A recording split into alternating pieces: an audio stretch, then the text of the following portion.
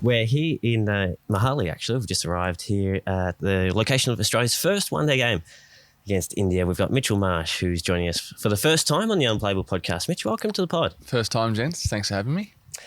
First of all, I just wanted to get it straight off the bat. Is it Mitchell or Mitch? What do you prefer? Because we write your name so much, I never know which one to go for. Yeah, it's more Mitch these days. Only mum calls me Mitchell. Especially when I play a reverse sweep first ball and get out LBW. So a couple of games ago in South Africa, got a good talking to from mum, but Mitch is fine. What about Bison? Would you prefer us to write that instead? Yeah, yep. And just in Bison emoji. Yeah, not even Bison, just the Bison emoji is perfect. You're Australia's newest captain in one-day cricket and T20 cricket. Can you talk us through that experience, how you enjoyed it, and how did you think you went? Yeah, it was a very enjoyable experience. A huge honour to captain Australia.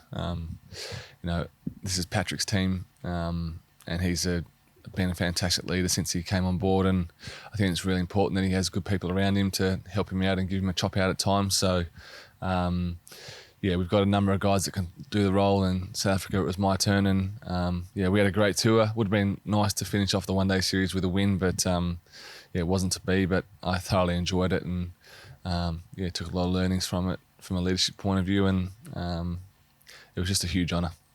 As you mentioned, it is Pat's team, but the World Cup's a long tournament, 9 ODIs in the group stages. Are you ready to sort of fill in if he needs to miss a game? I think there's probably a number of us that can fill in for him if he needs a chop out at some point.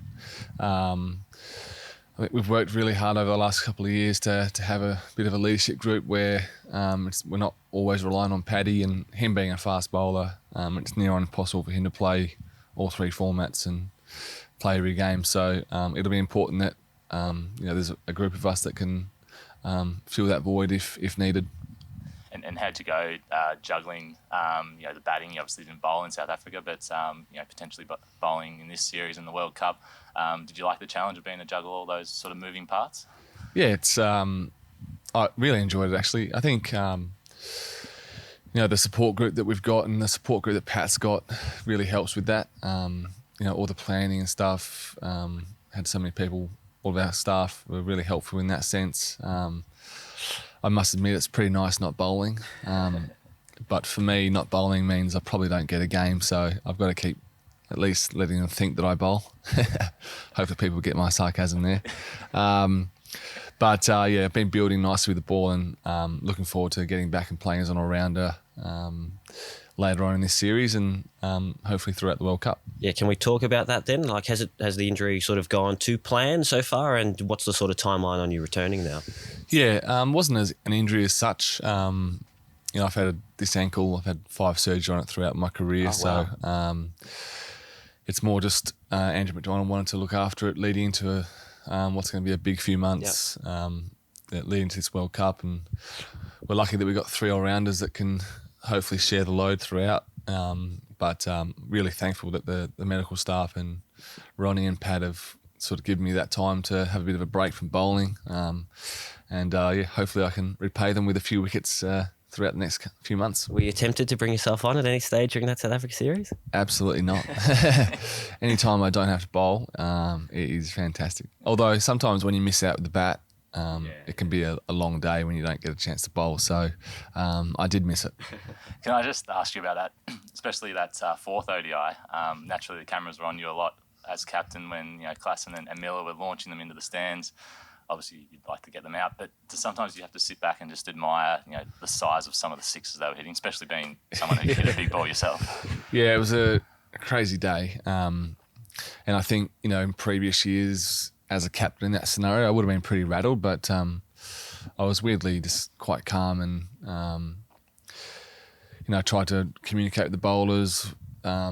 It was one of those days where you just got to take your hat off, and that ground, Centurions, I think it's 1,700 metres above sea level. The ball travels. It's a tiny ground, 60-metre boundaries. So if batters get in and get on a roll, it can be very hard to stop. And it was amazing to watch. You mentioned the altitude there. Is that an actual thing, or is that a myth, or do you reckon it actually makes a big difference? Well, I don't know the science behind it, but from what I'm told, and for how far Tim David was driving on the golf course, I'd say it's a real thing. But the ball 100% travels further up there. It was phenomenal.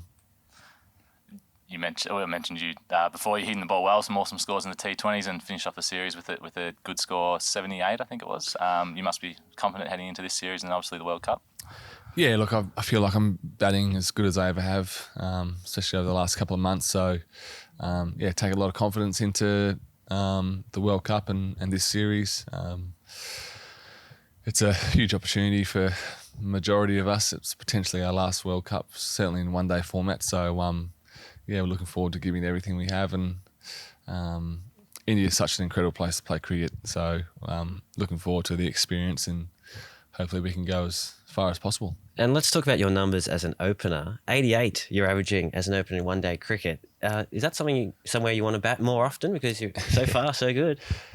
Yeah, I never like to say yes to those sorts of questions because I don't like being in the headline saying that I want to open the batting. But it's certainly an enjoyable role, and I love batting with Davey and I love batting with Travis Head. So, look, I feel like everyone says it, but to get an opportunity to play for Australia is just a huge honour, and wherever I bat, I'm happy. So if that's up the top for the foreseeable future with Heady being out through injury, then I'll certainly jump at the opportunity.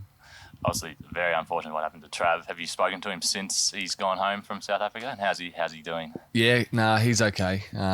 He's messaged me about 50 times, so I think he's bored. But yeah, a real shame.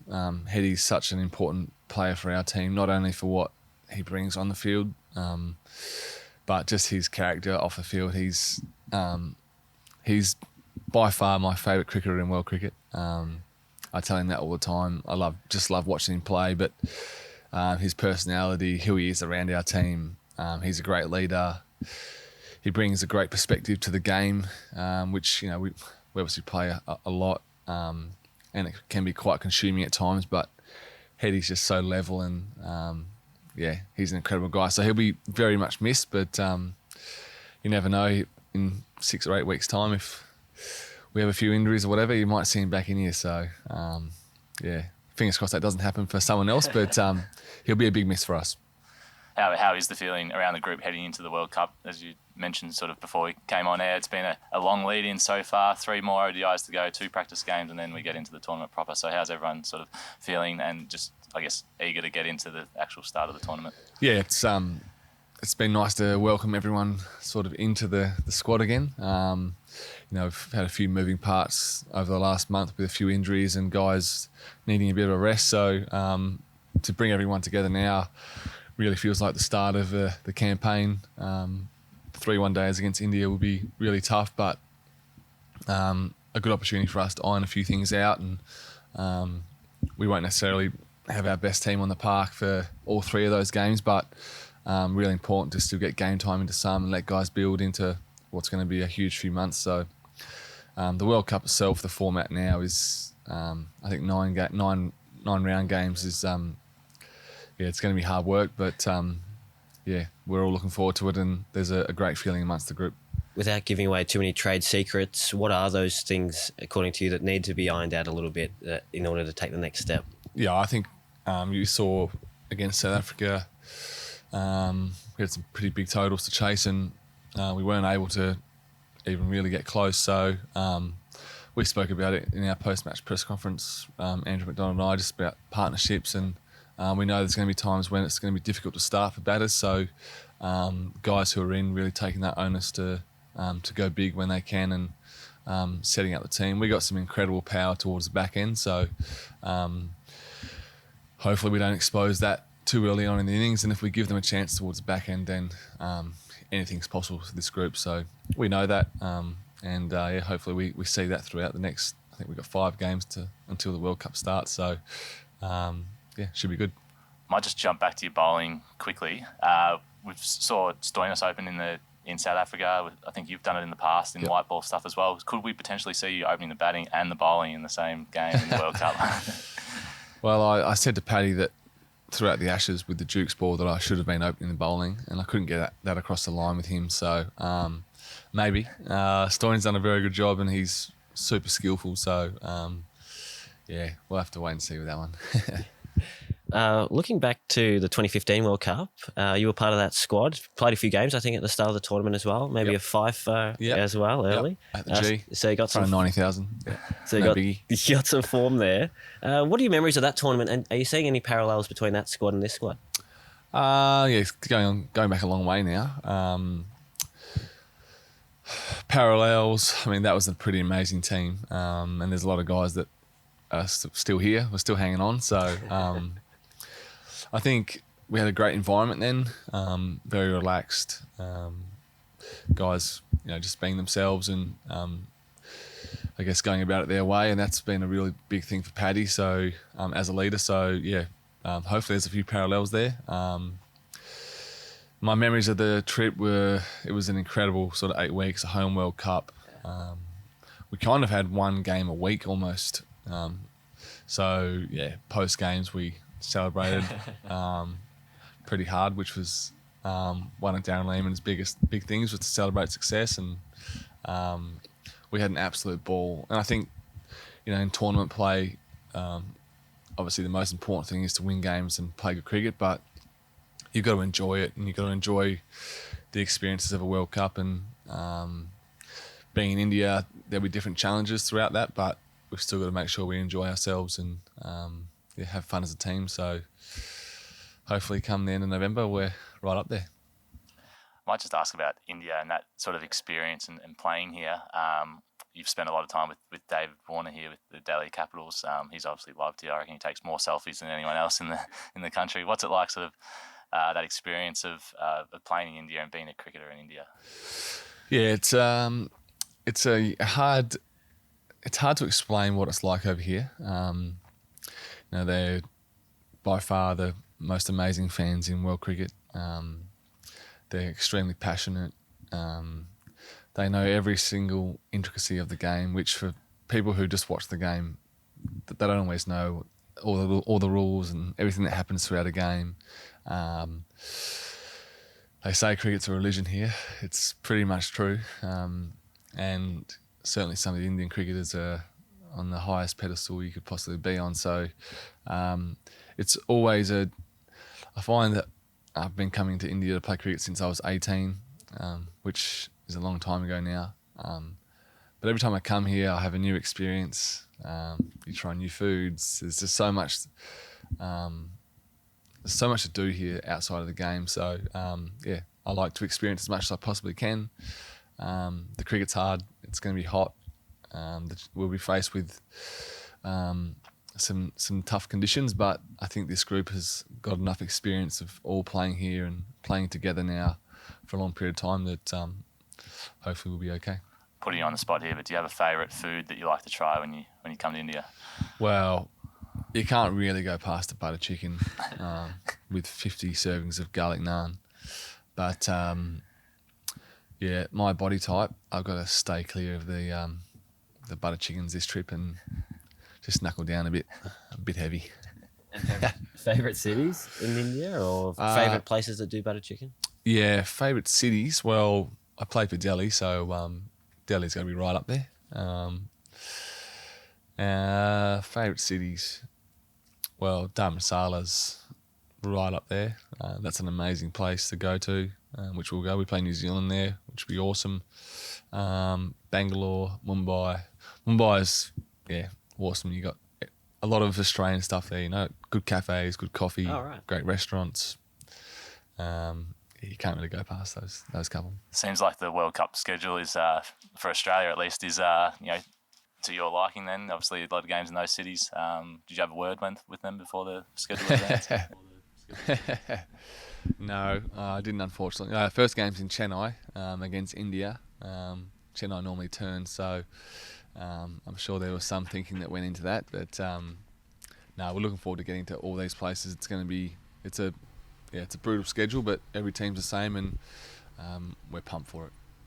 One of the highlights of your Ashes series before you entered the team and were making all those runs was your gag before the first test with the bowling mark-up, and you got all us journos excited about you potentially playing. Do you have any gags like that sort of prepared for this trip that might catch people off guard? Nah, that's they all just come to me at that time. I must admit, I didn't expect it to go the way it went. I was actually just bored. So I thought I'd mark my run-up and then, Cole, our media manager, came up to me and told me that I caused quite the stir. So it was the boys got a bit of humour out of it, and we're always trying to have fun, so all good. Well, it made people think twice when you did come into the team, didn't you, as well? So. Exactly. I wanted to ask, just before we finish off, looking ahead to the World Cup, which of the Aussies is going to have a really big tournament? Who are you penciling for that standout performance? Hopefully all 11 of us that play. I think we've got a lot of experience in our team now. Davey Warner's played a lot of cricket here. Steve Smith loves playing here. Mitchell Stark's World Cup record's incredible. We've got a really well balanced side, so hopefully we all chip in. I know that's probably not the answer you want, but hopefully we all chip in at some stage, and everyone has a really good World Cup. Okay, any more questions? Mitch, thank you so much for joining us on the Unplayable Podcast. Have a great tournament. Thanks, boys. See you again soon.